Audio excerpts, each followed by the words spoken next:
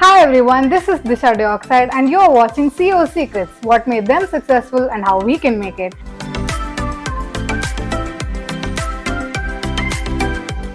Today I am here with Pavan Ranga, who is the Director of NR Groups and CEO of Rangsons. Today we will talk about his journey and his experiences.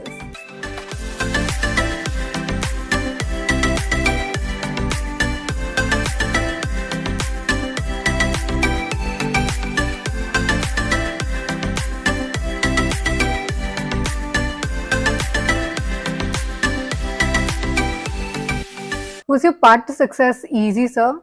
Was it hard work, luck, or a balance of both? I think it's always a balance of both. I came back to India after my master's in the US, worked for a bit. I came back around 2000. 2000 to 2010, 2015 were golden years, for Indian businesses. Because India opened up its economy in 92 and it took 7-8 years for us to stabilize. And 98, 99, 2000 onwards, a lot of businesses saw significant opportunity to grow both exports and domestic. Mm-hmm. So I would say I was in the right time, right place. But obviously that itself does not assure success. So I had to put in a lot of effort. I had to build a good team, empower them. All of that resulted in building a fantastic company. Wonderful, sir. Did you ever feel like giving up? And if you did, what kept you going, sir? There's a lot of stress when you're building companies, especially early on in the journey, right? A lot of times questions come to your mind, is this the right thing I'm doing? Is this the right direction I'm taking? And so on. But I don't think I ever thought of quitting the journey I was on, simply because I was very passionate about it. And I believe it's very important. If you want to be an entrepreneur or a business leader, you must have a lot of conviction. You must have a lot of conviction in the goal, in the path, in the journey, in the vision. It must be so much that your conviction and your confidence should evangelize and hit others who are coming on your journey. So if a leader is not convinced, does not have the conviction in that journey, the rest of the guys around will fall away. Because it's that holds everybody together as a magnet. So I never thought, I can never think of a time when I said, I'm done with this, I don't want this anymore. No. Wonderful, sir. What was your biggest obstacle and how did you overcome it, sir? Being in Mysore back in the day, attracting good management was always a challenge. Okay. So that was the biggest impediment to growth and success. And also, somewhere I believe that global benchmarks were not available.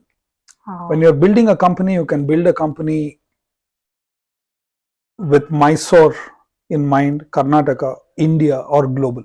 Today, you have a lot of global benchmarking. You have a lot of knowledge on the internet. You have access to people. You have webinars. You have all of that. Back in the day, we had none of that. So we had to go take a ticket, fly out of the country, benchmark what's the best practice in any area, in any vertical, in any industry. You have to explore it yourself. Correct. So building good management competence around you, identifying the right people to come on the journey was one, and global benchmarking was the other. These were the two biggest challenges and impediments. The way I overcame it, let me start with the global side. I actually formed a partnership with 6 other companies like mine. One from North America, one from South America, Brazil, one from Europe and Sweden, one from China, and me. So we formed something called the EMS Alliance, and I was a founding member of that, to exchange best practices. Also to consolidate some of the procurement for economies of scale. Mhm. So this kind of solved my benchmarking challenge, global benchmarking challenge. So remember, if you're going on a journey, you're not going to be very successful if you limit your partnerships. Partnerships are key, and that's a very, very important thing. From a management standpoint, like I realize that you actually can attract very good people if you are showing that conviction in your journey. People want to be part of an exciting journey where the leader has undying conviction and passion on what he's trying to achieve. So along with that, of course, it helped to be part of NR Group, because NR Group employs close to 5,000 people. Wow. And about 2,500 of them are in Mysore. So there's a lot of credibility. We've been around for 80 years. People know that we take care of our employees. So it's like a large family, right? Trust in the leader again. Correct. So, so that culture and so on, that helped also in attracting good management. So that's how we kind of overcame that. Wonderful, sir. What sacrifices did you make to reach this position, sir? I think ultimately, we realize as we grow that you've got to spend a lot of time on building valuable companies, right? In the process, you end up missing, some quality time with family. And for me too, back in the early days, in the 2000s, early 2000s, my daughter Dia was born.